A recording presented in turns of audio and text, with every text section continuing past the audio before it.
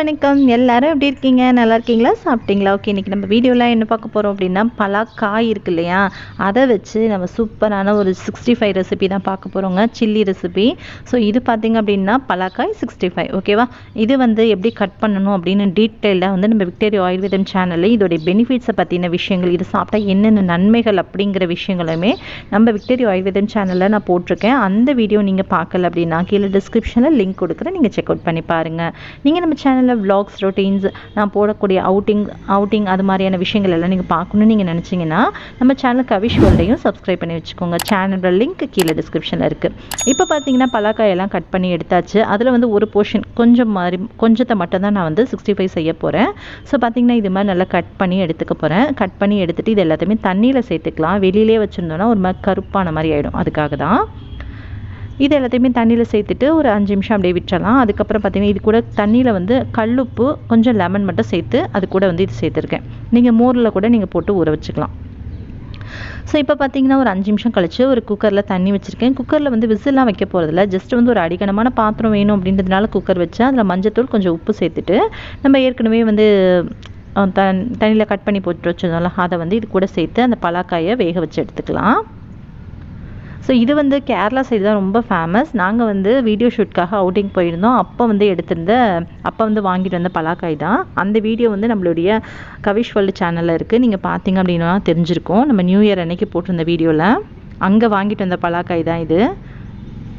பாத்தீங்கன்னா காய் எல்லாமே ஒரு 5 நிமிஷம் போல மட்டும் வைங்க ரொம்ப நேரம் வச்சீனா குழஞ்சு கொலன்னு போய்டும் 5 நிமிஷத்துக்கு மட்டும் அந்த தண்ணியில கொதிக்க வச்சிட்டு நம்ம வந்து தண்ணி வடிகட்டி எடுத்துறலாம்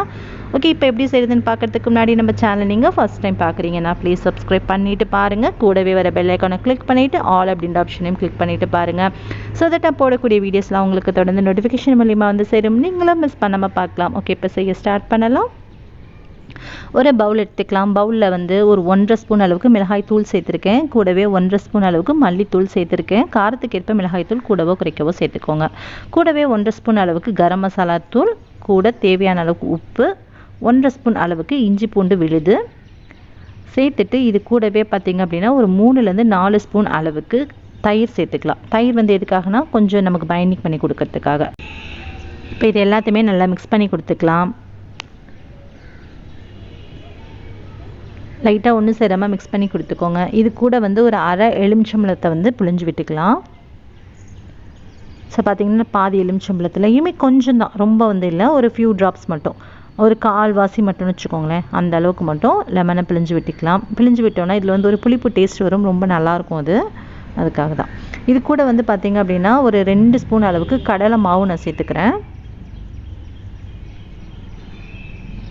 அதே அளவுக்கு அரிசி மாவு சேர்த்துக்கிறேன் 2 ஸ்பூன் அளவுக்கு 2 டேபிள் ஸ்பூன் அளவுக்கு 2 டேபிள் ஸ்பூன் கடலை மாவு 2 டேபிள் ஸ்பூன் அரிசி மாவு சேர்த்துட்டு கொஞ்சம் போல தண்ணி விட்டு நல்லா மிக்ஸ் பண்ணி கொடுத்துக்கலாம் கொஞ்சமா தண்ணி விட்டு மிக்ஸ் பண்ணி கொடுங்க பாருங்க இந்த மாதிரி ஒரு திக்கான பேஸ்ட் மாதிரி நம்ம ரெடி பண்ணி வச்சாச்சு இப்போ வந்து நம்ம வேக வச்சு எடுத்து வச்சிருக்கோம்ல பலாக்காய் அதுல வந்து இத சேர்த்து மிக்ஸ் பண்ணி கொடுத்துக்கலாம்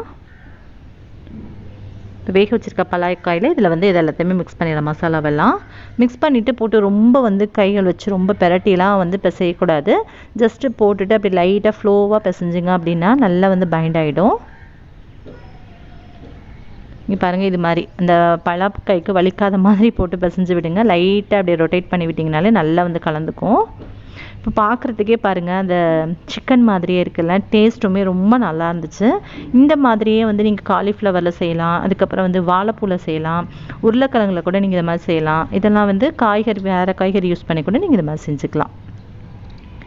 ஓகே அவ்வளவுதான் நம்ம பெரட்டி வச்ச பலாக்காய் 65 ரெடி ஆயாச்சு எண்ணெய் நல்லா சூடுபடுத்திட்டு நம்ம பொரிச்சு எடுத்துற வேண்டியதான் வாங்க பொரிச்சு எடுத்துட்டு எப்படி இருக்குன்னு பார்த்துடலாம்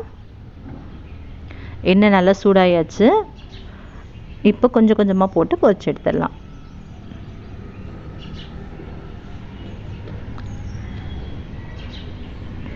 கொஞ்சமா போடுங்க ஒவ்வொரு ஸ்பூனா எடுத்து ஒரு வாரத்துல போடுங்க ஒவ்வொரு செகண்ட் கழிச்சு ஒரு போட்டுட்டு ஒரு செகண்ட் கழிச்சு அது மாதிரி போடுங்க இல்லனா போயிட்டு எல்லாம் ஒட்டிக்கும் அதுக்காக தான் அவ்வளவுதான் எல்லாத்தையுமே போட்டாச்சு ஒரு நிமிஷம் கழிச்சு மெதுவா திருப்பி விட்டுக்கலாம் இது ரொம்ப சீக்கிரமாவே வெந்துடும் பட் நல்ல கிறிஸ்பியா வேணும் கொஞ்சம் நேரம் வைங்க கொஞ்சம் நல்லா செவந்துச்சு அப்படினா இன்னும் டேஸ்ட் நல்லா இருக்கும்